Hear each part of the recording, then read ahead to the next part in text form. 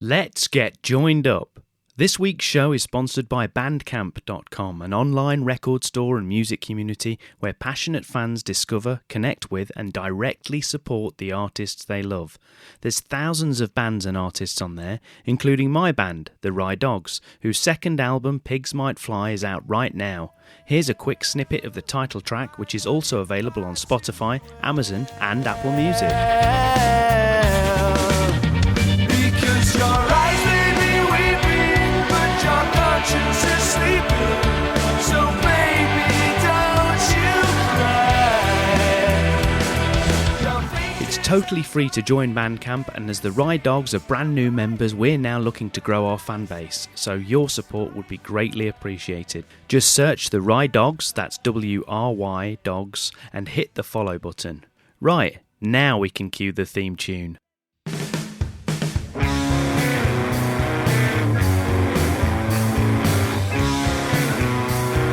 Joined up writing. Hello and welcome to the Joined Up Writing podcast, where a little procrastination can go a long way. I'm Wayne Kelly and it's episode 186 with Senta Rich, screenwriter and now novelist with her debut Hotel 21. I really enjoyed chatting to Senta about the surprising inspiration for her book, her writing journey, and the lessons she's learned from writing for the screen. Before we dive into that, a little update from me as I stand on the precipice of Mount Submission and look down into the ravine of rejection, wondering how far the fall is and if it'll kill me. Okay, maybe that's a tiny bit dramatic and verging on defeatism, so let me try that again. Tomorrow, my exciting new submission journey begins, and I can't wait to steel myself for the fight. Better? More convincing? Jokes aside, I loved coming back to the novel after a bit of a break. The structured feedback I've had has been invaluable, but I also felt like the time away has given me fresh eyes on the story and the writing in general. Despite adding lots of new words as part of my structural edits, now they're complete, I've been able to reread the manuscript and try to prune unnecessary description and also weird habits like overusing phrases like I see or I hear. And what do I mean by that? Well, for some reason, during lots of first-person perspective scenes, I often write something like, I see the man walk in and put his drink on the bar beside me, instead of the man walks in and puts his drink on the bar beside me. I know that sounds like a subtle distinction, but these are the things, the kind of things that can kind of dilute your writing and pull your reader out of the story. So tomorrow my next batch of submissions will go out with the revised opening and a new cover letter. And obviously I'll now strap myself in and prepare to wait many weeks or months to see what, if anything, happens. I will keep you posted. I've also been attending a documentary festival. The feature-length documentary I produced was screened at the cinema on the final night of the festival, which was great. But I've also been fortunate enough to see lots of other great films. I've attended some seminars and I've met loads of like-minded creatives, all trying to get their stories and projects out into the world. And everybody's facing the same challenges, going through rejection and knockbacks, and it's all about perseverance. So that was great. So yes, it was tiring, but it was a rewarding experience, and it's definitely helped to recharge my creative batteries. So that's me, but what about you? What have you been up to? Let me know and get in touch by tweeting me at JU Podcast or emailing wayne@waynekellywrites.com. or dropping me a line on the FB page. Also, don't forget to join one or both of the email mailing lists at joinedupwriting.co.uk or waynekellywrites.com. They're both totally free and you get a couple of downloadable goodies when you signed up. And you'll be the first to find out about upcoming shows and events. Right, enough of my prattle. Let's get to today's interview with Senta Rich. So Senta began her career as an advertising copywriter. During this time, she also wrote radio plays and magazine articles before moving into the world of screenwriting. She now writes regularly for film and TV. She lives in Dublin with a husband and son, and now she's got a book. So Hotel 21 is her debut novel, and it's released on April 27th. Enjoy the chat, and I'll pop back at the end to wrap things up.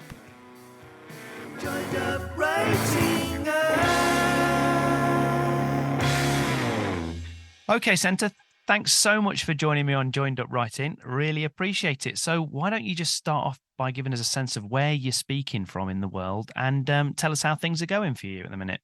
Yeah, sure. Well, first of all, thank you very much for having me on. I'm delighted. So I'm talking to you from Dublin, which is where I live, in the city centre. And yeah, at the moment, I'm a bit busy because with things that aren't writing, because well, it's writing related because it's to Sure. do with the book.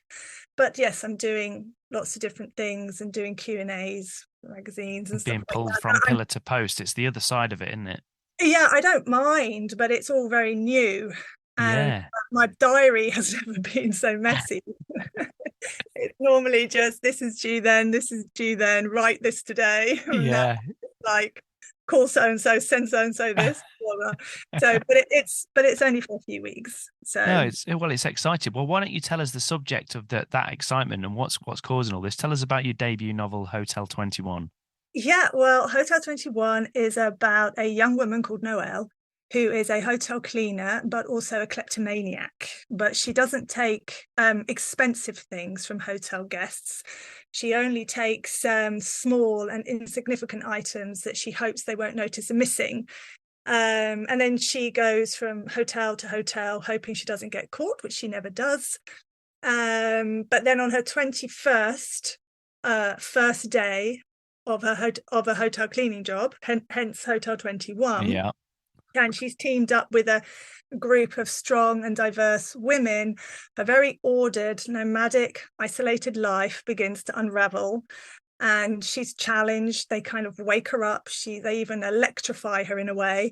And, you know, we go on this journey with her to see, will she be able to make the changes that she needs to grab a better life for herself? Great. Yeah, well, it sounds fascinating. So do you remember what the initial inspiration was? What did it come out of something that you'd experienced yourself? Yes, 100%. So it was 2019. I know, 2019. And I'm so grateful that this happened. But it was 2019, I think July, and I was staying in a small hotel in Lisbon. And I accidentally annoyed the hotel cleaner when I didn't leave my hotel room till quite late, like after lunch. And when I finally left the room, she was standing outside with her arms folded beside her trolley and is scowling at me. And I felt really terrible. So anyway, I came back later that evening because I kept saying to her, can you come back later? I'm not quite ready. Yeah. I think I was actually writing something. Yeah. I was finishing a TV script or something. And when I came back that evening, I went to brush my hair and my hairbrush was missing. And I went, oh my God, I took my hairbrush as a revenge lift. That's right. To teach me a lesson. Yeah. And I was so intrigued and so excited by this. And that was the jumping off point. That was a jumping off point because I just started thinking about her. Does she do this a lot? And also the power she had. I was like, no, I don't think she took my hairbrush now. I honestly think I probably lost it in transit. Right. But at the time, you know, I had this fantasy, I suppose. It's the typical writer thing. 2 and 2 makes 5, but it's more interesting story. It is. And I just kept thinking about does she do this a lot? Does she take hairbrushes a lot? Because a hairbrush, I was like, your hairbrush is not something I'm going to complain about because they look at me like I'm mad. Like, who wants a secondhand hairbrush, right? Yeah, yeah. And so I just started thinking about why does she do it? Who is she? And 2 days later, I wrote the first 4,000 words. Now, I wasn't planning on writing a novel, Wayne. You know, I am a screenwriter, and that would be the first port of call. Yeah. That's my skill set and Yeah. the world that I live in. And but it kind of started off as an experiment because I was just so excited by this character, and I just thought I need to be her. Yeah. And I picked up a notepad, and I'd been reading some Japanese fiction, first person, and they were kind of short books. And I thought I can do a short book about a moment in time. And that kind of took the pressure off the idea of a big novel. Yeah. Like, I'd be a big Donna Tartt fan, right? Yeah. I mean, novels are massive. So I couldn't have seen myself doing something like that. But I thought if I aim for 45,000 words, maybe I can do something that won't send people to sleep, Yeah. But I ended up writing 65,000 words, and that was the first draft. And then I was asked to add more, which I was delighted to do, but it's not something I would have aimed for in the beginning. Why do you think it's interesting, isn't it? That, as you say, that why do you think it sort of came out as a novel initially? When you say, because normally, presumably like that, you get a little spark of something like that, and we'll come to later in terms of the fact that your day job is based around, as you've kind of alluded to, writing scripts and screenplays and things. Yeah. So why do you think in this instance it wasn't, oh, let me just kind of start drafting out the bare bones of a possible character in a script or an idea for something like that? Yeah, Wayne, it's a really good question. And if I really think about it, my first port of call was to try and do that. Now, I was away. So we moved from the place that we were staying in where my hairbrush disappeared to another place, which was in the countryside and very quiet in Portugal. Yeah. And for those 2 days, I think, to be honest, because you've asked me that question, I think what happened is that I wasn't getting anywhere with the idea of, could this be a television pilot? Is it a screenplay? So you probably just wanted to try to get into the head of the character. Yeah, I think so. But also something happened to me, and I could see it as a book, in the sense that I didn't know exactly what was going to happen, but I knew this is a moment in time. Somebody, needs to change. They have an opportunity to change. Mm-hmm.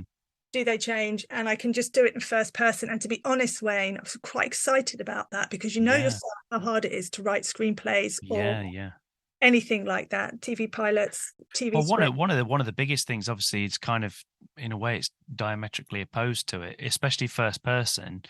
Is obviously, I know you can do voiceover and things in scripts, but it's not done that much.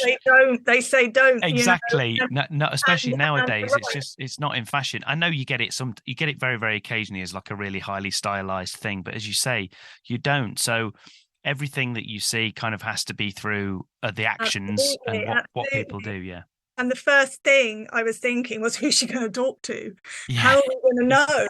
So unless I was going to write this kind of rather peculiar screenplay where we're just seeing somebody do these things, and what I was going to have flashbacks. I mean, flashbacks are okay. But the voiceover, it was all about the voice. For me, with her, it was all about her. So I thought I'd just try it. And to be honest, Wayne, there was, like I said, and like it's really hard to write screenplays, really hard. I'm not saying it's easier to write novels, but there was some freedom I felt in, I'm inside her head, I don't have to worry about what's doing this and what she's thinking, because she's just going to tell you as you go on this journey with her through her story. And I felt really excited about that. And I kept saying to myself, the best thing about this is it's not a script. And now, of course, the irony being that now, as far as I understand anyway, Hotel 21 has been optioned by MGM, is it, for a possible TV series? That's right, by Orion Television, who are the diversity arm of MGM. So they own it. Yes. And when I spoke to it was great, because I had a meeting with the producers, right? And I'm sitting there going, I mustn't look too excited, or be like, I can't believe I'm sitting. Play it cool, Senta. Play it cool. Yeah, I was like, play it cool, and I didn't want to slip in. Like, do you want to read this TV pilot? Do you want to read my screenplay? So I had to be like, really, that's great. But I did say to them, one of the things about it was that it wasn't going to be a script. And they said, oh my God, it was like this chapter, this chapter's an episode, this chapter's an episode. And when I look at it now, of course it has that pace, and of course it has that structure, because I naturally do that. Yeah, of course, Especially, but you didn't really realise at the time. No, and at the time I just felt really free. But obviously I did know, I was thinking hooks, pace, because that's what I believe, that's how I write story in general, and that's what I like in stories. I like slow stories as well, but they still have to have stuff going on, right? Yeah, absolutely. So I could see it then. So yes, that is the irony, Wayne. That you were. And are you hoping to be involved in any way if it obviously does come to fruition? I know these things can be fraught with Absolutely, yeah. if but some maybes, but if it does come to fruition, are you hoping to be involved in the actual screenwriting side of things, obviously with your skill set? Well, I am. Like, I had a chat with them. It's obviously not set in stone, and I would never have asked for that because, that would jeopardize the You want project. to get it made, yeah. Yeah, and also they want to get it made, and it Yeah. really is hard to get anything made. Yeah, Even exactly. if you Yeah. are, a big American company, it's still very difficult, and the odds are against you. So they have said, I just want to be in the story room. I said, it's just an extra chair. I just really want to do that. I would love to Of do that. course, yeah, And they yeah. said I could be part of writing the pilot, but we have to wait and see. They have to find a showrunner. It depends on the showrunner, how they Yeah, feel, and because it's really the TV show becomes their vision. of course, And yeah. they're obviously not going to do it exactly like the book. No. They're going to do, they're looking at, I think they said to me 12 episodes, a couple of seasons. So I mean, Yeah. they're going to be looking at a lot of stories. Opening it out, and yeah, of course, yeah. Yeah, for sure. So That's still so exciting though. Still exciting. yeah, it is. I try not to think about it, Wayne, because you know yourself, It's yeah. nothing happens. No, That's no, normally but it's great. It's great that, I mean, the word option is the key word, isn't it? it is. But at least the option's there, because for a lot of people that never even happens. So Oh, sure. I'm so fingers happy. crossed for you. So I am. I'm really, really happy about that. But I am not. What's the word? I'm trying not to think about it because Yeah. my experiences, things get optioned, and you get really excited about it, and then nothing happens. Yeah, let's So, just see what happens. yeah, So so I'm just waiting to see what happens. so as someone as someone who's had, have to say, much smaller experience than you in terms of, I've written a couple of short films, not TV series and things, Right. but experience for writing for the screen. I know one thing that can be kind of frustrating or rewarding, depending on how you look at it, is the fact that when you've written written for the screen, at some point, lots of other people are going to run with what you've written. They're going to put their spin on it. It's obviously a really collaborative medium. And with a novel, I know that you'll have worked with an editor and other people along the way, but in terms of the actual vision of it and you writing it, you're the writer, the director, the costume designer, and everything else rolled into one. So Yeah. I mean, how do you feel about that? Was that one of the kind of appeals of writing it as a novel? Is that something that you enjoyed as part of the process? I just think the difference is with TV and film is collaborative. You do write first draft, people come in, there are changes. With the novel, yes, I had edits and people coming and changing, but everybody wanted to keep my vision and help me achieve what I wanted to achieve and keep the book on track. Yeah. So it was very different, but still a collaboration at that point. Yeah. But with TV and film, it's just the way that the business is. Of course, yeah. But what you should do with TV and film is make sure you write something that nobody wants to change. Yeah, that's right. But then there are fantastic people, and they come in and say, you know what, we should do this. Can you do that? And you say, yes, I can do that. I actually think that's an amazing idea. I wish I thought of it myself. Yeah. It's why, writers' rooms, particularly in America, obviously that's a really big part of the culture for TV. They are so important. They're so important, because without those different voices, you're just writing from one perspective. And showrunners and people know that. They know they need to get some different points of view, and especially with story as well, it gives you so many more options. It's why there can be some of the stories that you get in TV box sets and things, for example, they're so complex and twisty and turny and everything else. And I think they really are. They really are. Something that probably one person can't come up with on their own. Well, yeah, but they try. I mean, but they do it, don't they? They do, yeah. We do have, especially in this country. Yeah. But that might be to do with time as well. That might be to do with Money. budget. Yeah. Yeah, It's it might nearly be always to do with as budget. well. Yeah. But I mean, if I had a choice, like if I was one of my TV pilots, was optioned and was going to be made, I would absolutely have a story room, 100%, and I'd want to spend all my time in there. Yeah. Me I too. love them. I love them. Yeah. There's no other place you just feel so alive in a Oh, story it's room. superb. Yeah, bouncing off other people. Yeah, yeah. So let's take a bit of a step back then. Okay. Why don't we go? I feel like your therapist. Tell me about your mother. No. Going back to the darkness. How did you actually? What are your kind of earliest memories of writing in general? How did you come to be a writer? Well, I went to drama school quite early on. And when I say drama school, it was once a week for an hour Yeah. in a local place when I was probably about 8. And I really wanted to be an actress because I think I was confused about the fact that I actually probably wanted to be a writer and I like stories. Yeah, I can relate to that myself. I did lots of drama when I was younger, and yeah, and I've always written, but yeah, I did exactly the same thing, and I definitely think there's something in that. Yeah. Yeah, there really is. Like, you just want to be in a story, and I just really, I kind of like that. And then I used to write sketches and get all the local kids to be in them. And there were like comedy ones. I wasn't very dark, to be honest. Yeah.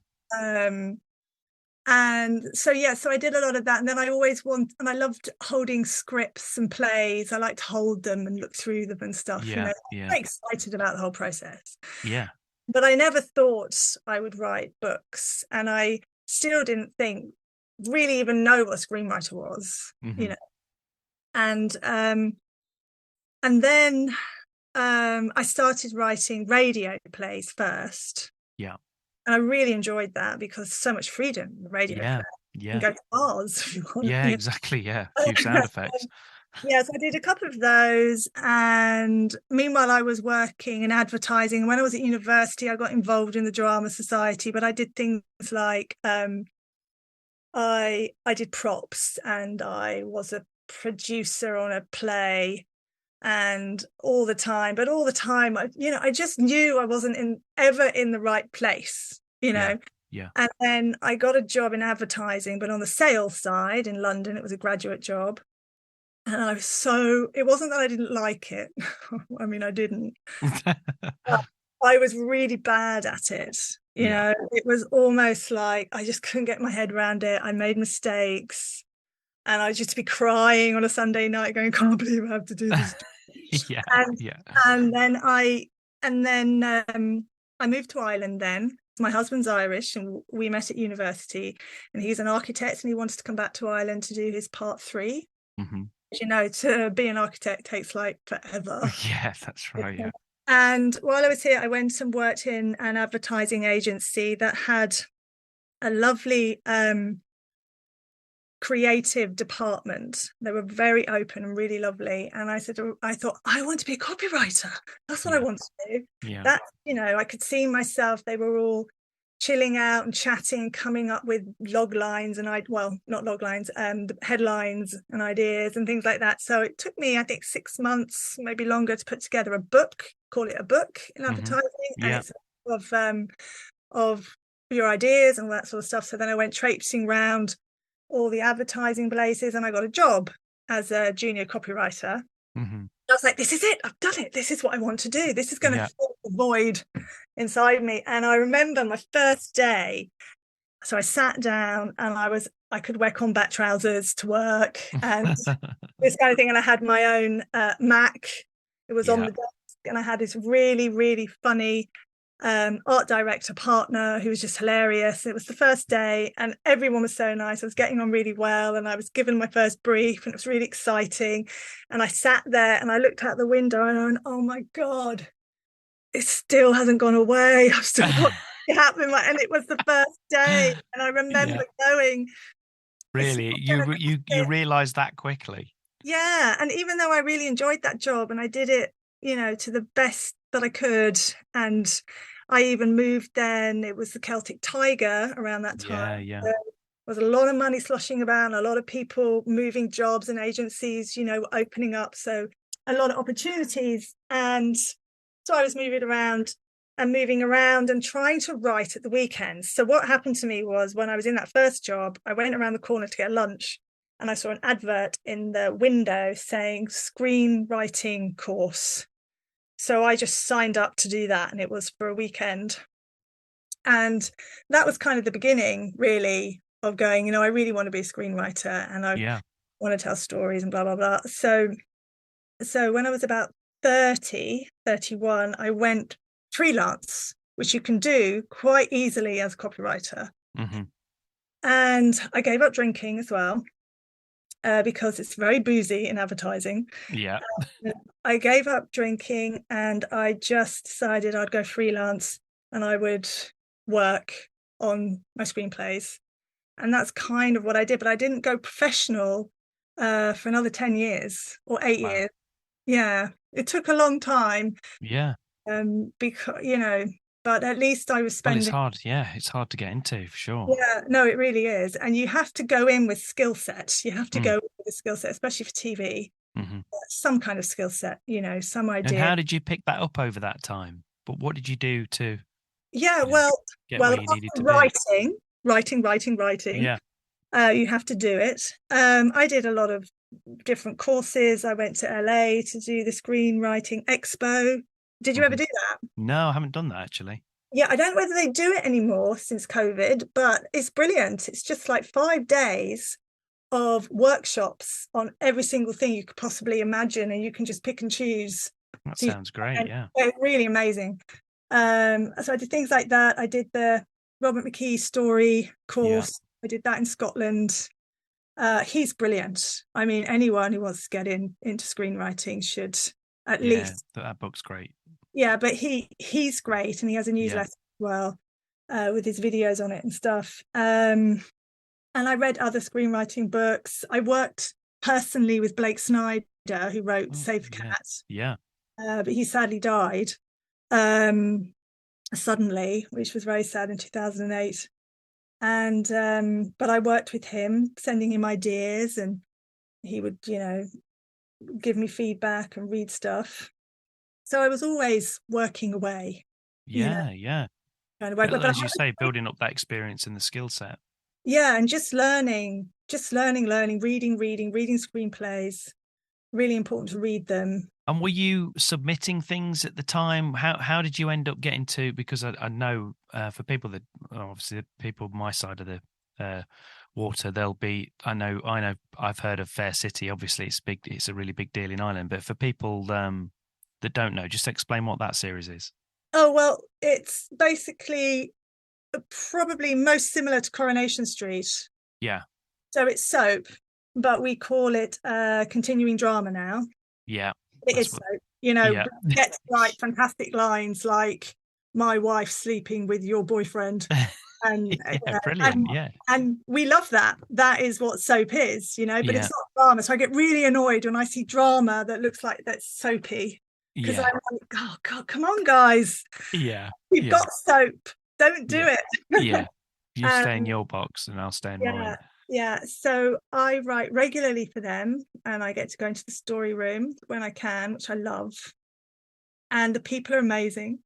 All the other writers are great. The process is great. And that's a great grounding though, isn't it? So many amazingly successful writers have come out of soaps, Russell T Davies and loads of other people, too numerous to mention.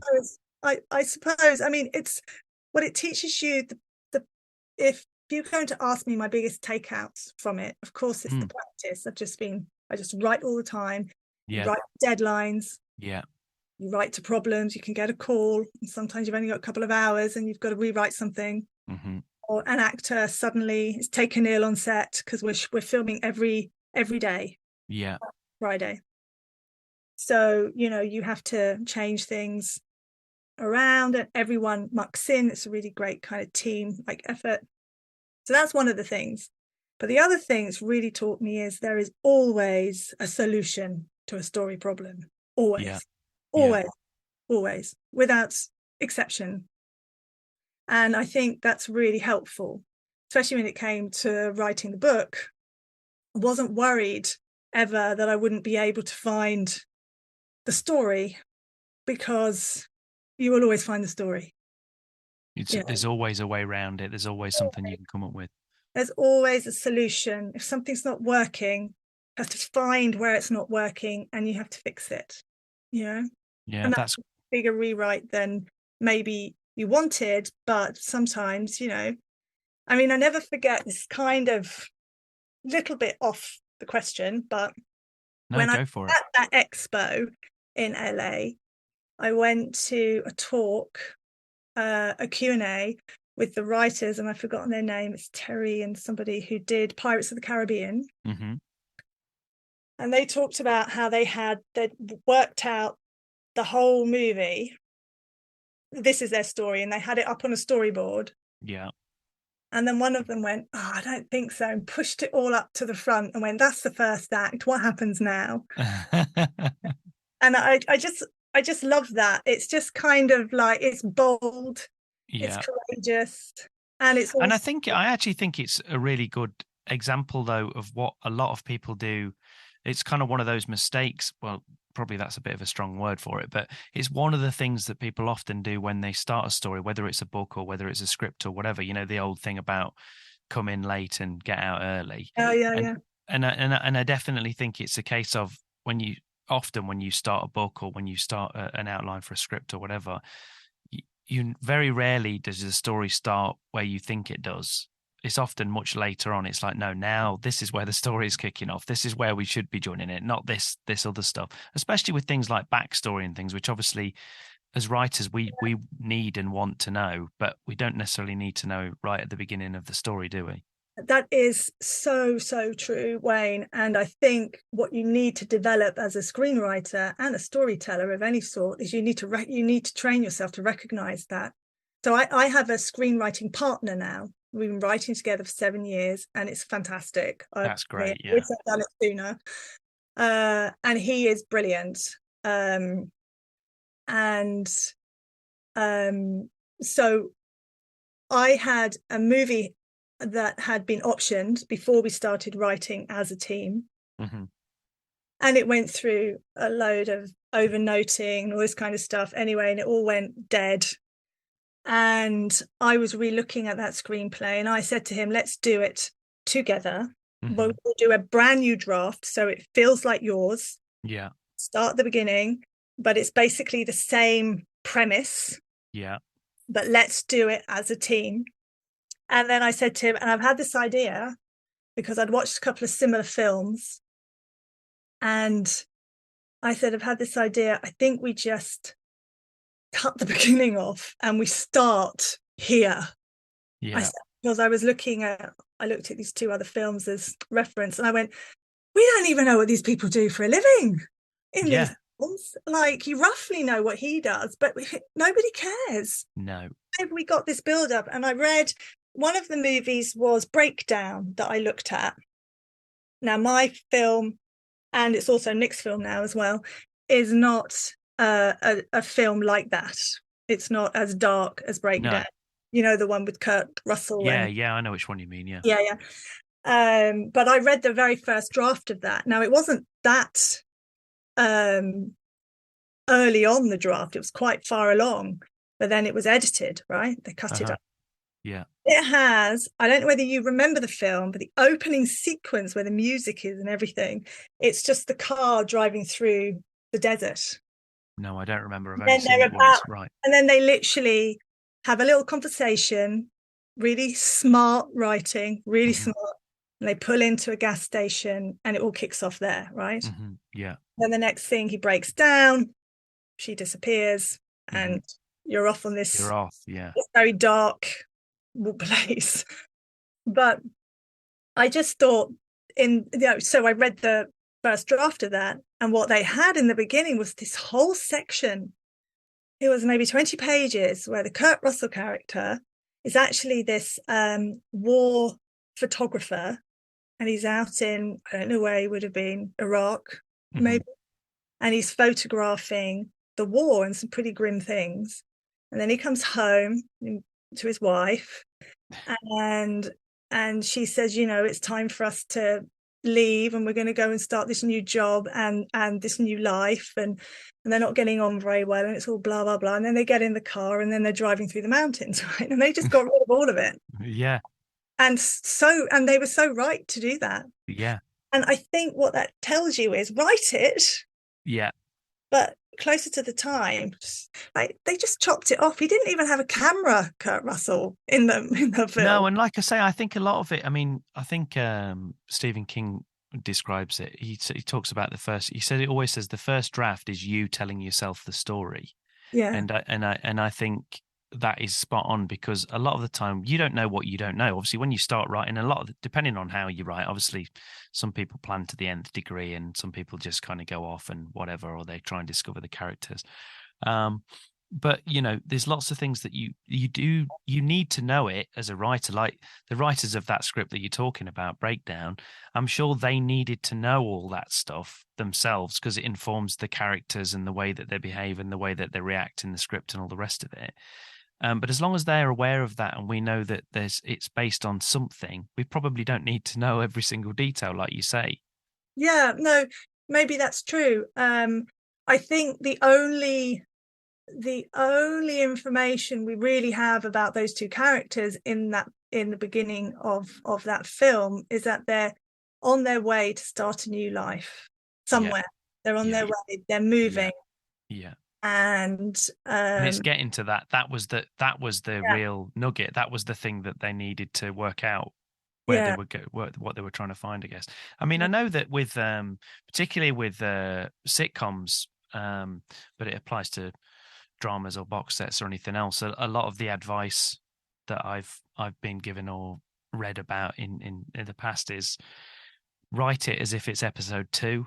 So if you're writing a pilot, just imagine it's episode 2, because in episode 2 you wouldn't bother giving us loads of backstory. You wouldn't tell us absolutely everything about the characters. You'd assume that we already know.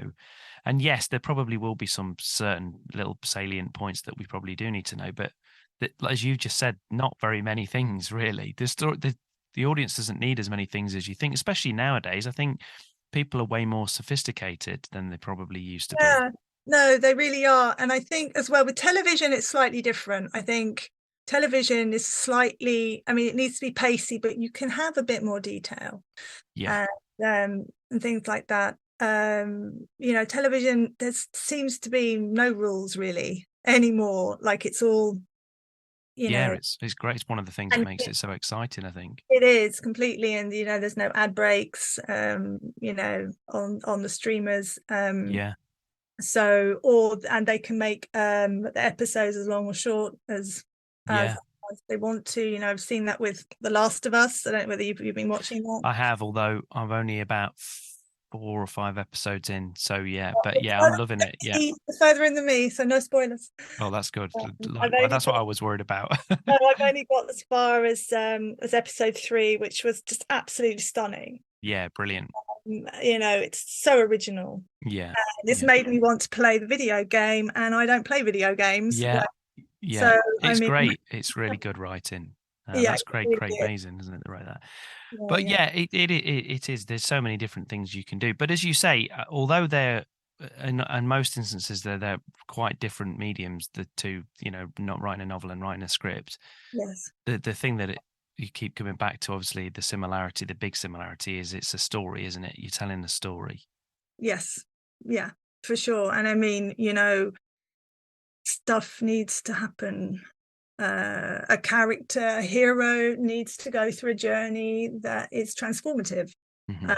For me, that is the key for all stories, really, because I think that's why we love storytelling so much. That's why we love reading, watching films, writing. It's for transformation, I think. Do you agree? Because I sometimes wonder, because there are lots of stories that aren't transformative, but I think, I mean, obviously it's one of those things now, it's become like a cliche to say the journey. Everybody talks about it. Because part of my day job, I do a lot of stuff with corporate video and different bits and pieces, and it's become something that everybody goes on about now. It's the journey, and they're talking about the sales process or something. But I think it's one of those things. I think if the journey is interesting enough, then people will go along with it. anyway. And the kinds of stories that I like to have seen, and I think people more and more demand it with modern TV, especially box sets and things. I think they do want to see characters change over the course of, I mean, if you take like Breaking Bad, say, for example, obviously that's like a great example because that's a really extreme example of that. But I think people do want to see some kind of changes. And I don't particularly like stories or books where they're exactly the same at the end. I don't really care for but that. I It think, resets it all the time at the beginning of the next book.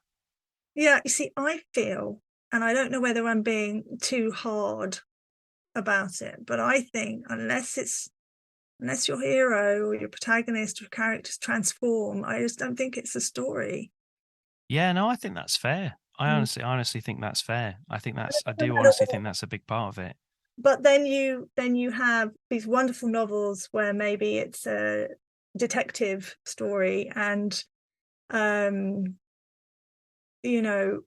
maybe they don't change, but the story is still great because it's about the Yeah, and there are those, but like, that's not fair to say that, but no, and I genuinely think there's definitely that. There's a huge market for stories that are like that. I mean, if you think of like the Reacher series and things like that, which is not really my bag, but they are very much set up to be, it's another adventure and it's another adventure and it's another adventure, and they are designed to be able to just pick up and go run with this really exciting story, and it kind of resolves and then you move on to the next one. And there's definitely a huge market for that. But I think I do think a lot of modern audiences now, they do, for me, the ones that are the best are the kind of, they meld the two things together. So yes, lots of stuff happens and you go on a kind of exciting ride or whatever.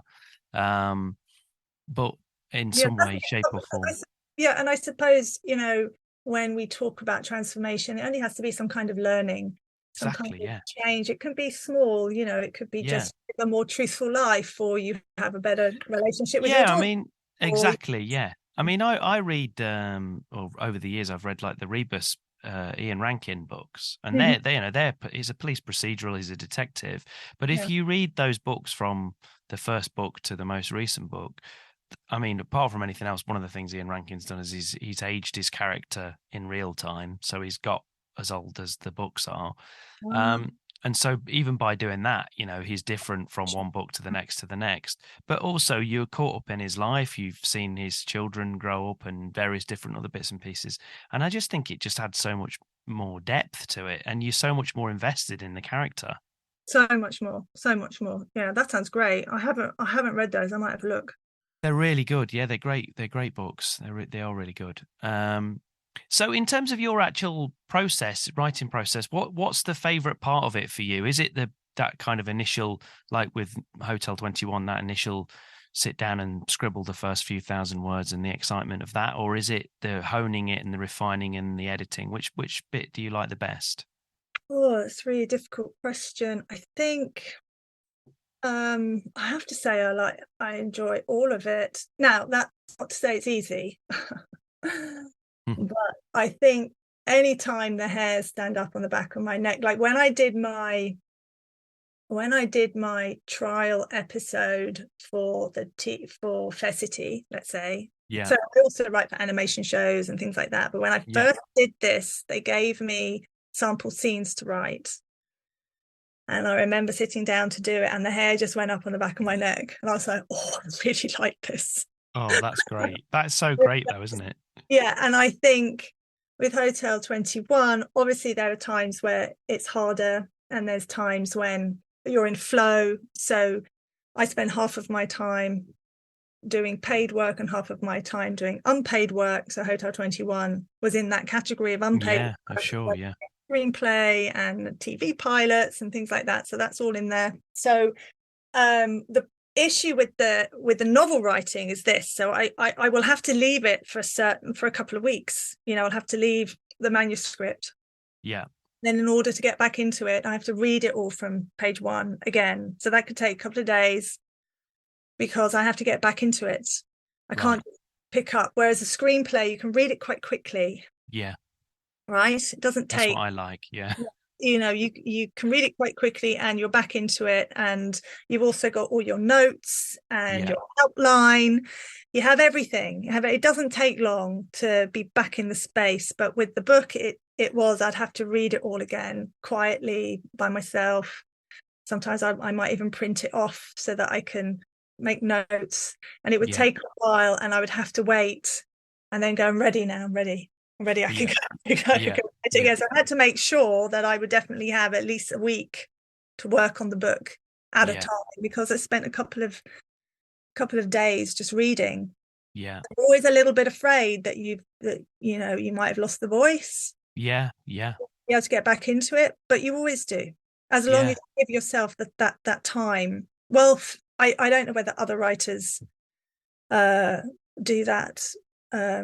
Maybe they're able to just jump back in, or they have an outline or something, but I definitely need to. I mean, I definitely agree that I can't be away from it for too long. Like, if I leave it for more than a couple of weeks, I'm like starting to get a bit, this is going to be more difficult when I go back. And I can often get away in terms of things, depending on what it is. Like, one of the things that I'm submitting at the moment is part of it's in first person, and I find it easier to get back into the voice with the first person sometimes, because I can read a couple of chapters and go, all right, I'm fine, and I'm into it. I think sometimes it's a bit more difficult if you're writing in, say, close third person or something like that, because I mean, the book that I'm submitting at the moment, and I'm doing more revisions on, well, because I'm working with a mentor on it, and that part of it's first person and part of it's third person. And what I have to be careful of sometimes when I'm going back to it after a period of time is when I'm writing in the third person,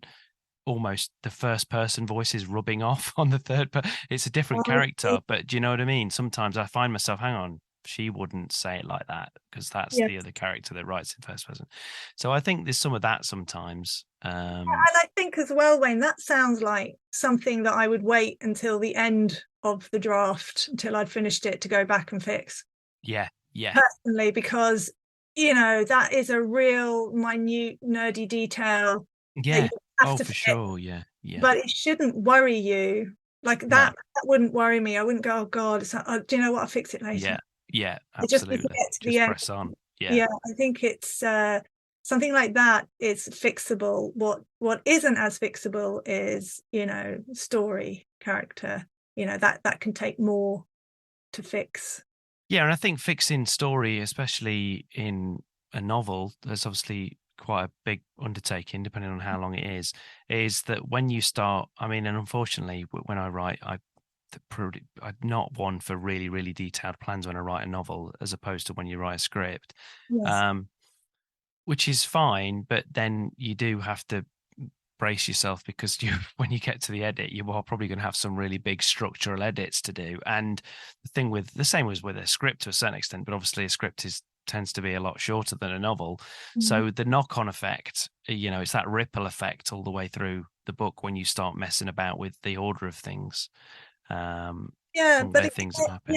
Again, I think absolutely it can be really overwhelming, because you're going, this is so much text.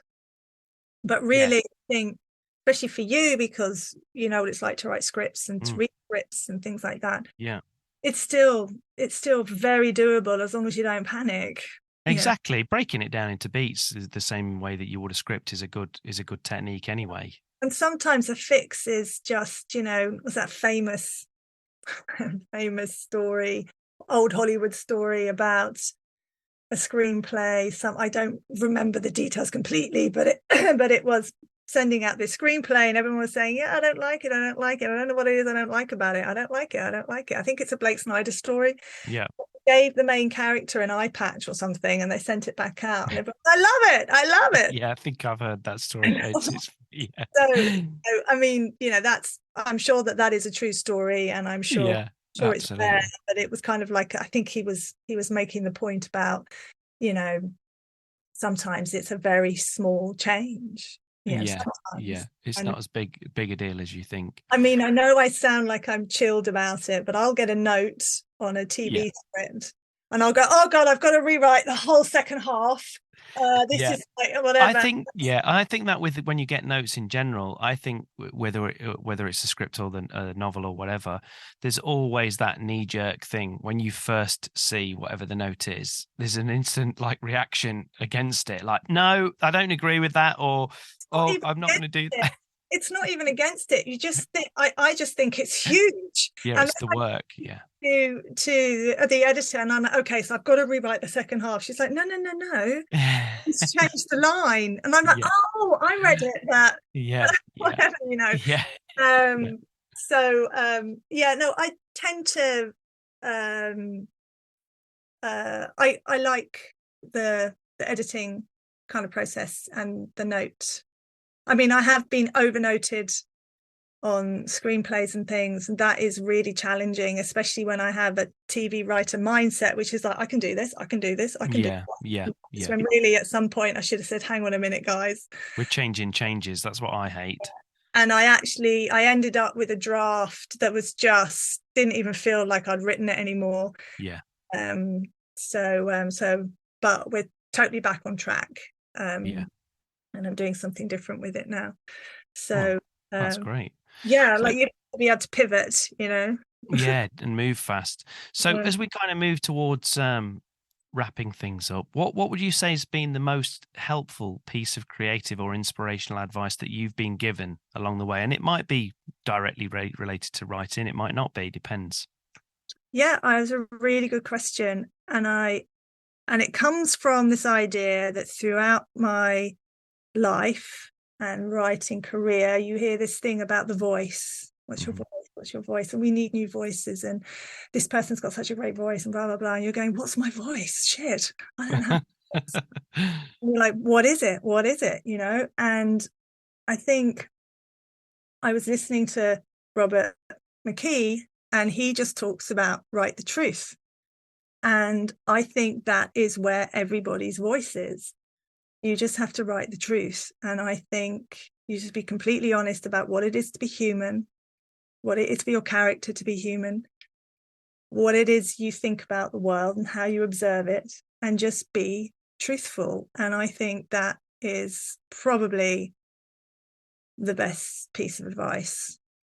I agree. That is a great piece of advice. That'll definitely serve you right, serve you well when you're in, especially when you're in moments of self-doubt and things and worrying about where to go and what to do. I think that's a great piece of advice. We all have those, don't we? I mean, we just have to only every other day. Just have to live with it. It's just part of being a writer, part of being. I'm deeply suspicious of anybody that doesn't have that. It's just weird to me. Don't, do they? They don't. So they say. But I don't mind. It's all part of the creative process. Yeah, I'd rather be a bit messy and a bit human, than superhuman. I think it's how you find the best stuff anyway. I think you should be questioning yourself to a certain extent and working out whether it's the best way to do it and it's the best way to say something or whatever. I think that's a healthy place to be, I think. Yeah, and I think for writers, we've got to be down in the dirt, Definitely. Scrabbling around like everyone else. Definitely. So as we wrap things up, why don't you tell people where they can find out more about you online and just remind them when the book's out? Oh, right. So I forgot all about Hotel 21. Hotel 21 is being published on the 27th of April in the UK and Ireland. Yeah. And I think in May in the US and Australia. And yeah, I mean, it's available on Amazon now if you wanted to pre-book. Brilliant. Yeah, and I think that's it. And where can people find out more about you online? Are you on social media or? Oh no, I'm not on social media, Wayne. That's how you get so much done. It is. Yeah. It is. Do you know what happened with social media? I just left it too late, and now I'm just not equipped to go on social media. That's fair enough. If you can get away with it, I sort of slightly envy you, to tell you the truth. Yeah. I just never have been, and I wasn't even ever on Facebook. Lucky you. Yeah, I know it's a bit strange, but No, it's seriously, it's amazing. If you you can know, actually do it, it's great. time is so precious. Well, people can still Google you and find out about your book and everything else, obviously, on Yes, your they can. publisher site. And I They will, and I'll make sure I put a link to your book and everything in the show notes. But for now, Senta, it's been great. Thanks for coming on Joined Up Writing. I really enjoyed chatting to you, Wayne, and best of luck with all your projects. Joined up writing. So there you go. Thanks again to Senta, and I'll put all of her links in the show notes over at joinedupwriting.co.uk. That's it for this week, other than me reminding you to make sure that you subscribe at Apple Podcasts, Stitcher, Spotify, Overcast, YouTube, or wherever else you get your podcasts from, and that way you can have the podcast downloaded automatically every time. Also, remember to leave us a nice rating and review on Apple Podcasts. I always say this, but not that many of you do it, so I'd really appreciate it. It takes seconds, really, and it helps others to find the show, or you can just recommend it to one of your friends. Now, obviously, I can't check up on that, but I'm just going to trust you with that one. Anyway, that's it for this week, but thanks for listening. I'm Wayne Kelly. Happy writing, stay safe, and I'll see you next time.